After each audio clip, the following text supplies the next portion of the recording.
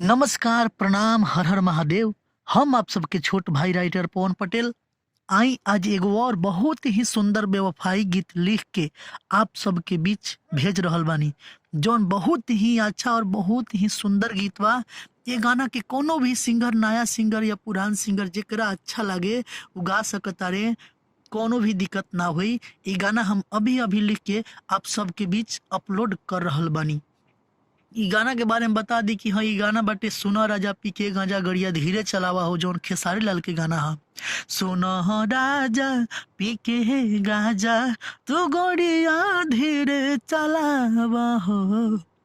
आप सबके एक बात बता दी कि अगर कोनो भी भैया, गायक भैया चाहता नहीं हमार गाना लेवे के, हमसे गाना लिखवावे के, तो हमार मैंने पर्सनल गाना लिखवावे के, तो हमार नंबर बा 870661 ये नंबर पर कांटेक्ट करी।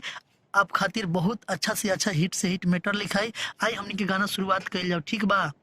सुने है मुखड़ा। ये सुनो तानी होता तो हर शादी, हमर चल जाइबू कके बाराबादी ए जान।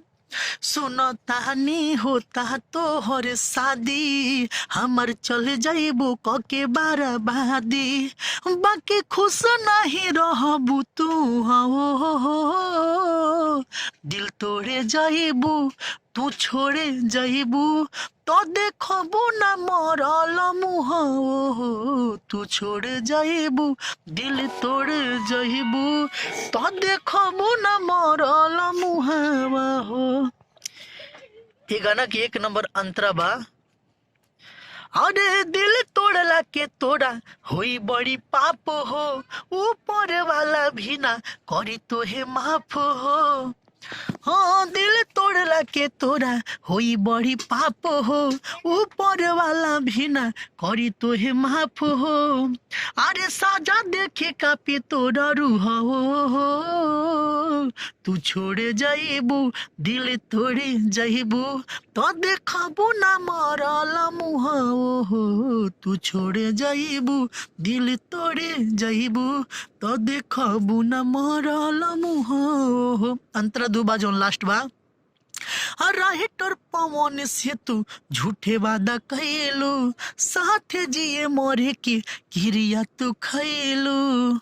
एकरा बाद जे भी सिंगर भैया बानी अपन नाम रख ले, हम अभी अपन भी रख लेते हैं। दोबारा में आप अपन रख सकता नहीं।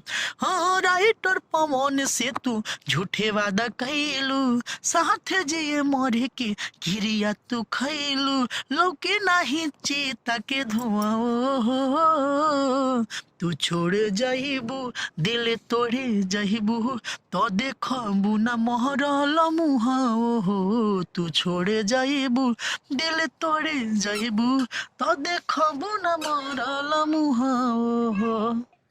ई गाना बा, अगर आप सबके अच्छा लागल हुई तो कोई भी सिंगर भैया ई गाना गा सकता नहीं। अभी अभी गाना लिख के अपलोड कर रहा बनी आप सबके खातिर। और सबसे पहला बात बा कि हमारे चैनल के सब्सक्राइब करी, लाइक करी, कमेंट करी और बेल आइकन दबाई, ताकि नया नया गाना जो लिख के हम अपलोड करम तो आप सबके बीच पहुंची और आप सब जल्दी से जल्दी गा के ये लिखल गाना के फायदा उठा सकता नहीं। अगर कोनो भी भैया चाहता नहीं कि हमरा से पर्सनल गाना लिखवाओ खातिर, तो हेदे नंबर बा 870661 ये नंबर पर कांटेक्ट करी। एक से एक हिट मैटर आप सबके मिली। तब तक खातिर नमस्कार, प्रणाम, हर हर महादेव।